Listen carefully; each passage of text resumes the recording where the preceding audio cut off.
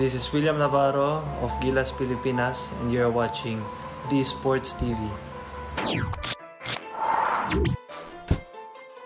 What is up mga Lodi? Bukas ang pintuan ni Jordan Clarkson para sa posibleng pagbabalik sa Gilas Pilipinas sa hinaharap.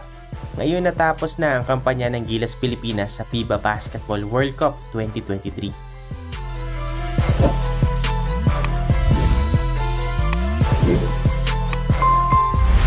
Nag-average si JC ng 20.8 points sa 5 laro ng Gilas Pilipinas sa torneo na ito. Ipinamalas ni Clarkson ang kanyang pinakamahusay na laro kontra sa China at nakapagtala nga ito ng 34 points at nagwagi ang Gilas Pilipinas 96-75. Ngayon, ang tanong ay kung babalikan pa niya ang Gilas jersey, lalo na't ang susunod na World Cup ay magaganap sa loob ng 4 na taon. Do you think you'll still be playing for the Philippines in international competitions given everything? Thank you.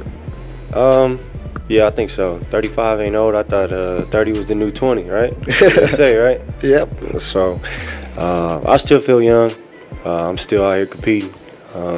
I don't think that's my last performance in this jersey. I think I got more time and still can hoop. So yeah, I mean, I can't even tell you what I'm gonna eat in the morning.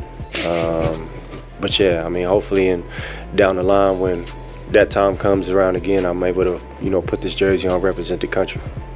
Si Clarkson ang pinakamahusay na manlalaro ng koponan sa buong kampanya ng Gilas Pilipinas. Siya ang may responsibilidad hindi lamang sa paggawa ng puntos, kundi pati na rin sa pagdadala ng bola at pag-execute ng plays para sa kanyang mga kakampi. Ngunit umani ito ng maraming kritisismo, lalo na at nagtatagal ang bola dito kay Jordan Clarkson. Dahil sa sunod-sunod na pagkatalo, nagtanong ang mga tao kung dapat bang si Ginebra star Justin Brownlee na lamang ang ginawang naturalized player at hindi na lamang si JC. Ngunit lahat ng iyon ay kasaysayan na ngayon at iginiit niya na ginawa ng buong koponan ng kanilang makakaya hanggang sa huli. The win, how does it feel? It feels good. Like you said, it's been a tough tournament, but we kept fighting, kept competing, we kept playing. We really wanted to end this on the right note, knowing we might not see the same guys in the locker room after this. But at the same time, we just, wanted to show heart, fight, and continue to, resilience.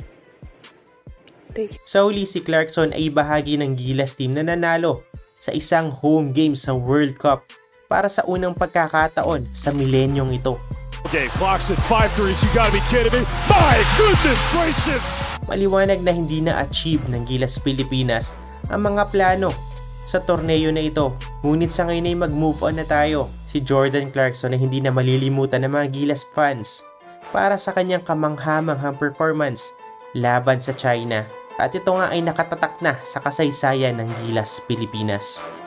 But in that third quarter, my teammates was finding me. We started getting good screens, good looks, and just able to, knock them down. So yun, 35 years old Jordan Clarkson sa tingin ko ay may ibubuga pa rin ito para sa susunod na World Cup. Ayun nga lamang, sana ay mag-qualify ulit tayo. Patuloy lamang tayong sumuporta sa Gilas Pilipinas. Thank you for watching. Kung nagustuhan mo ang video na ito ay mag-subscribe ka na sa ating channel. Paki-follow na rin ang ating Facebook page Utak Pilipinas. Again, this is D Sports TV. Paalam.